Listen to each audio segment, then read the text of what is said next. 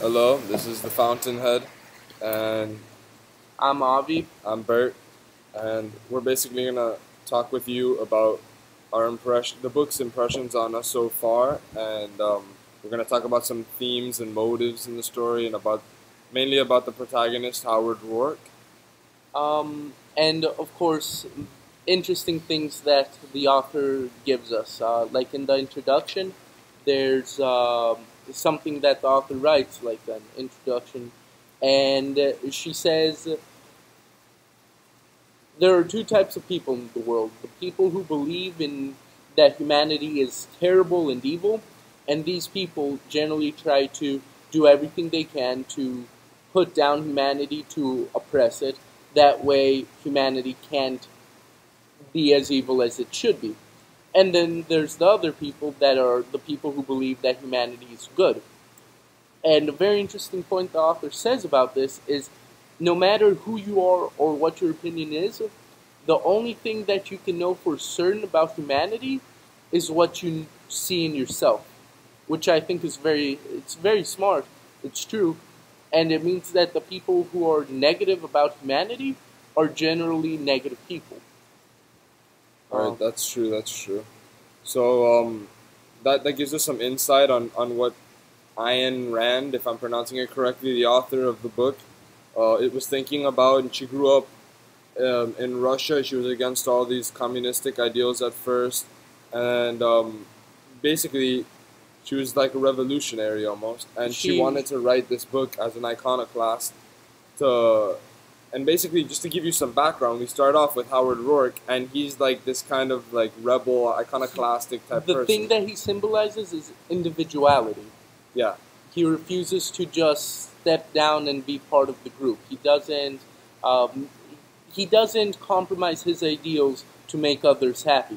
Basically, doesn't conform. Yeah. He's depicted by the institution that he was expelled from, as like this bad person because he's not following what the institution says you should do, like the styles, because he has his own styles. There's a very important thing that this is a direct quote from the text where the dean, it's in the first chapter, the dean is talking with Howard Rourke, and the dean thinks to himself, this is an internal dialogue, and he says he wasn't sure if this man was a smart man or a crazy man.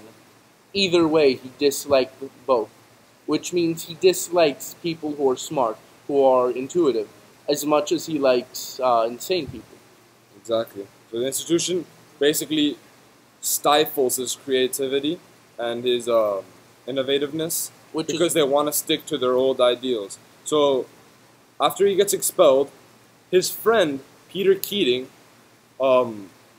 ironically, who even admits that he's second compared to Howard Rourke. Although most people are telling him, everyone actually is telling him that he's the best thing that's ever happened since.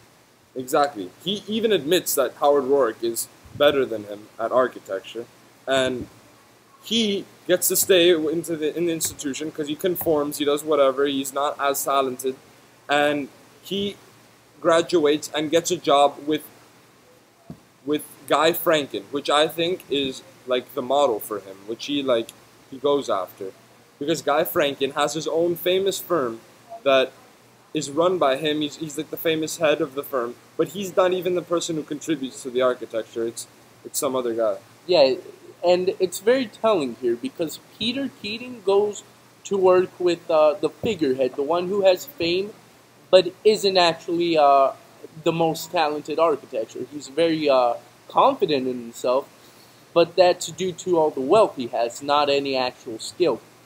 While Howard goes to work with a different firm, which has incredibly talented people, but the whole firm was kind of discredited and kind of put to the corner because of their innovative ideas. So Howard's basically choosing to stay on his own course, while Peter is choosing to conform. Yeah, he's kind of sucking up to these people. He knows politics in the job place. Immediately, once he starts working in the firm, he gets to know people, get on their good side.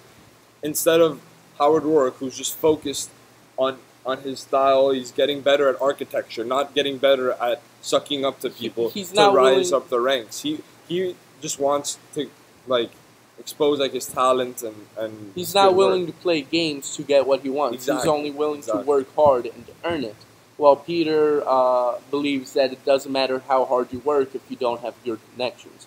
And they're both valid viewpoints, but it's a lot more inspirational on Howard's side that it's kind of merit based, while Peter is how smooth you can talk. Exactly. So it's a very interesting book so far. I'm starting to like it. It was slow at the beginning, but Yeah. it's It was building up. definitely boring. It was definitely boring at the beginning, but now that you can see the drama of him getting expelled, of him moving to this firm, like unjustly having to work with the firm that was like renounced or whatever, and Keating gets to go to this famous firm and be successful. So it kind of like But you can, messes with I your don't know. mind. There's a slight foreshadowing in the beginning that since Howard is can talk described as a genius, that it does seem like Howard's going to grow to be a bigger name than Peter, although obviously it's not a simple story. So there's going to be Yeah, he's gonna. You can definitely feel that he's gonna achieve success. mhm. Like there's people who are born with success, and there's people who try to achieve it. He's the one And that's kind he's of the born one who's with it. born with it, definitely. Yeah. So Okay. thank you. Keep in touch and enjoy reading the Fountainhead along with us. We'll keep you posted. You can follow along. Bye bye.